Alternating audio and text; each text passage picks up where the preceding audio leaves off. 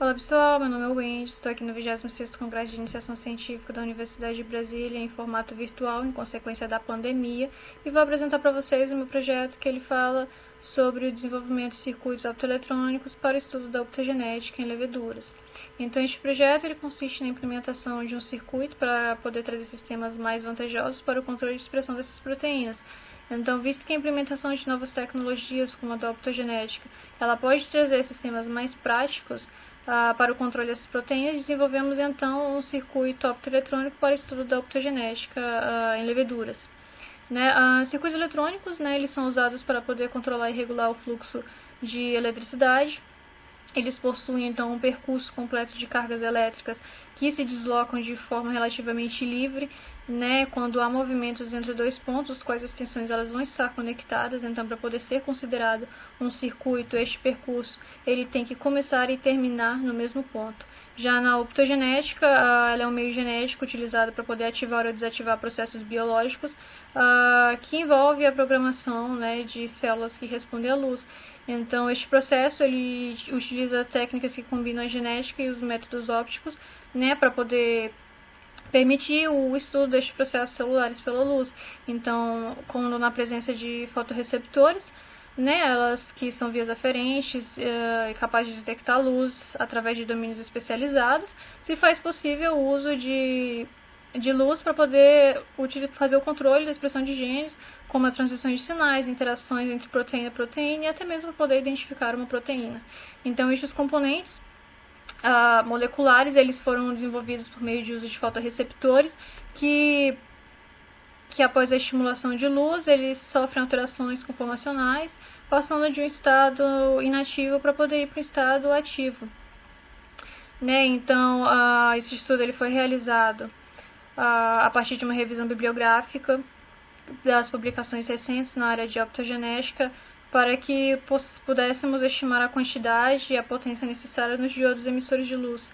Então, as topologias possíveis elas foram sim analisadas a fim de buscar uma que maximize a potência útil, também foi dimensionado e escolhido uma fonte comercial que atenda o especificado. Então, foram dimensionadas também resistências capazes de limitar a corrente atuante em cada LED e implementar no sistema de resfriamento.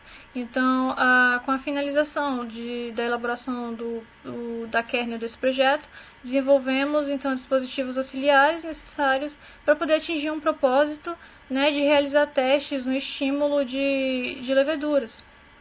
Então, foram feitas todas as construções e adequações necessárias para o equipamento.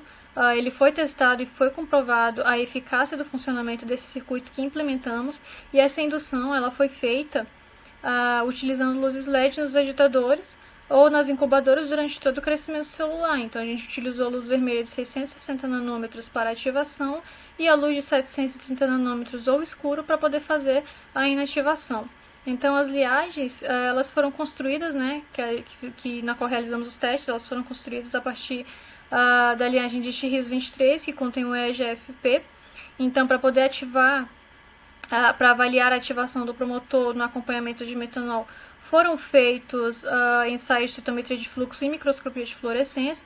Então, primeiro as células elas foram crescidas em meio de glicerol como fonte de carbono e depois a presença de metanol para poder medir a indução da expressão de EGFP.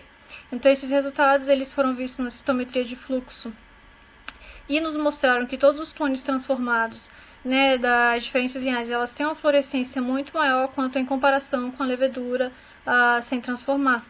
Então, esse presente trabalho ele teve como objetivo desenvolver um sistema a fim de adaptá-lo a um equipamento já existente para a melhoria desta pesquisa e, com certeza, deve-se seguir testando diferentes condições de ativação do circuito, para que possamos encontrar uma condição ótima. Então, com base nos resultados anteriores dos testes de ativação do sistema na presença de luz, serão feitos novos testes, com certeza, com diferentes amostras para poder analisar a intensidade luminosa na citometria de fluxo e na microscopia de fluorescência.